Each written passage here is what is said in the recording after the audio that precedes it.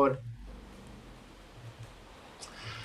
right, welcome to a special interview. I'm here with my friend, Dr. Mark Hyman. He is a multi-best-selling author. He has a new book that is out today. It is called The Pegan Diet and is obviously a legend in the world of functional medicine. So, Doc, thanks for making time for us on your Oh, virtual thanks call. for having me. I love seeing you, James. Good to see y'all. Good to see you too. So let's just as we get started here, this name, the Pegan Diet, this is not a new idea. In fact, I think I was with you 7 years ago when you You were came up with there. this. You were Tell there. us You were how the there. Pegan idea came about.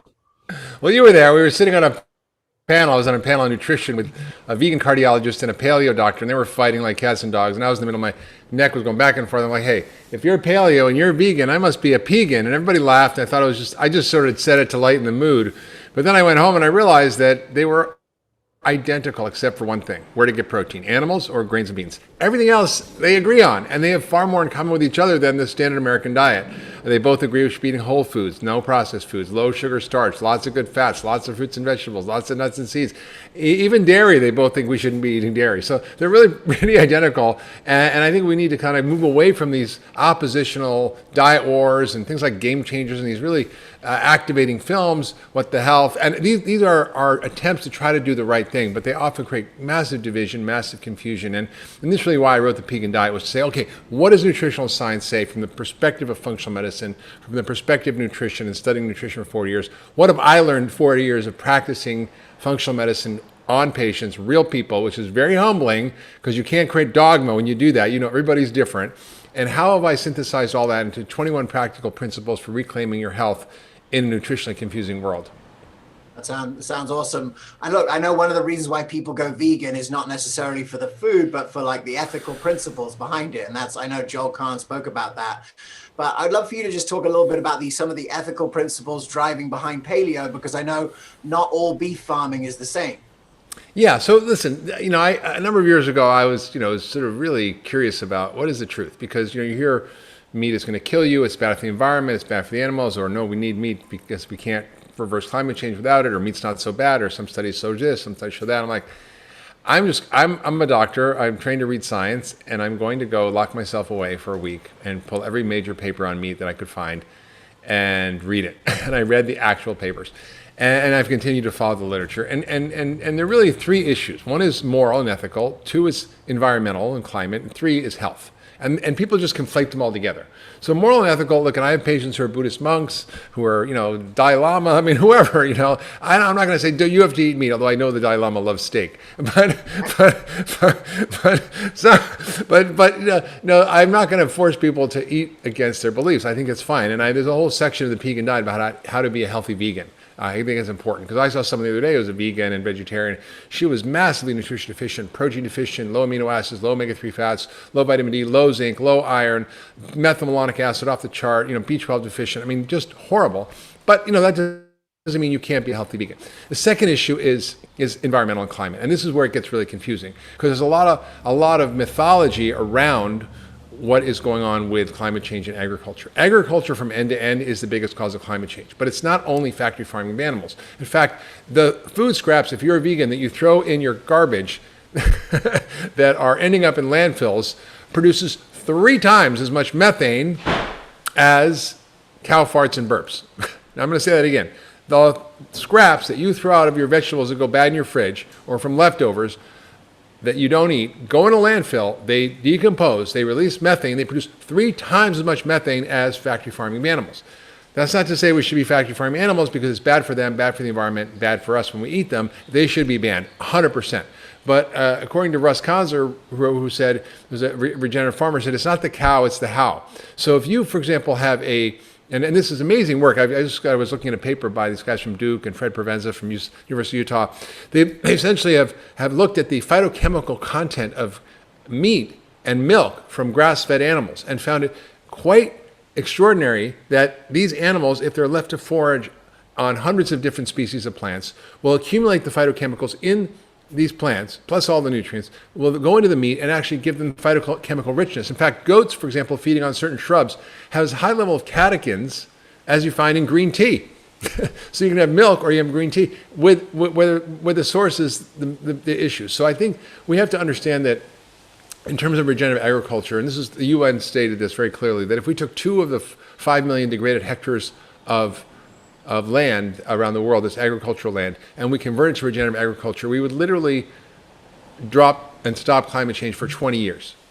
Yeah. And 40% of our land is not suitable for growing crops. So even if you want to grow vegetables or grains or beans, you just can't. So animals upcycle these inedible foods into highly nutrient-dense foods. And if they're wild animals or if they're grass-fed and finished all the way through and they're allowed to graze not just on one kind of grass but on hundreds of different species of grasses, they actually are very nutrient-dense, powerful food. And they're not going to cause disease. And you can see the data, like if you look at best studies, because a lot of the studies were done on meat were like, when meat was considered bad and it was all feedlot meat. And so people who ate meat didn't give a crap about their health. And so they weighed 800 more calories a day. They weighed more, they drank more, they smoked more, they ate less fruits and vegetables, they didn't take their vitamins, they ate more sugar and crap. Of course they had more disease, but if you look at vegetarians and meat eaters who shop at health food stores, both of their risk for death goes in half. Right, so it's really, it's not the cow, it's the how, is what I say. It's really the quality matters. I mean, even a study, for example, in Australia, they took kangaroo meat and they found that when they fed that to people versus a feedlot meat, the same amount of protein, that the kangaroo meat reduced inflammatory markers and the feedlot meat increased inflammatory biomarkers. So it's really the quality is issue, and food is medicine. Is really what the foundational principle of functional medicine is, and that's really the purpose of the book, was to take the concept of food as medicine and help people understand how food works to heal or harm and how to choose quality in every area of food and not be dogmatic or rigid about what we're eating. Well, I'm excited for you to be educating so many people through this book and delivering it, another New York Times bestseller. I did just want to ask you, because we have a practitioner audience, one of the things that we all learn in functional medicine is this sort of like the 7 different systems of the body and how they degrade over time. And I think more and more people are getting alert to this because of COVID. And I'd love for you to share how food affects all of those 7 areas briefly, because I think ultimately that's a way that we can start to really bring functional medicine thinking into a wider provider audience. Absolutely. I actually had to cut out like 15,000 words that I'd written about how food is medicine in the matrix. Because in functional medicine, we have something called the matrix, which is these 7 biological networks that are all networked together that drive all disease. It's your gut, your immune system, your mitochondria and energy, detox, transport, circulate, communication systems, hormones, and so forth, and your structural system. And all of these are influenced by food. And if you eat the wrong foods, it can harm you. If you eat the right foods, it can heal you. And I'll just give you a couple of quick examples. Let's just take the microbiome, for example. If you're eating food that is harming the microbiome, it's low in fiber, high in starch and sugar, full of additives and chemicals like carrageenan that cause leaky gut, that have emulsifiers and thickeners in them that actually also damage the gut lining and damage the tight junctions, you're going to end up with a very bad microbiome, and that's going to create systemic inflammation and all sorts of chronic diseases. On the other hand, if you're eating a whole foods diet that's rich in prebiotics and probiotics and polyphenols, which the microbial creatures love, you're going to transform your health in the opposite direction. And it gets even very specific. One of the examples I give in the book is Akkermansia muciniphila, which is a common bacteria that's necessary for keeping the mucus layer and creating the mucus barrier in the gut. Well, a lot of us have low levels of it for various reasons, and when it's low, you increase your risk for heart disease, diabetes, autoimmune diseases, and even you won't respond to checkpoint inhibitors or the immunotherapy drugs because they don't work if you have low Akkermansia. But the Akkermansia you can't take as a probiotic.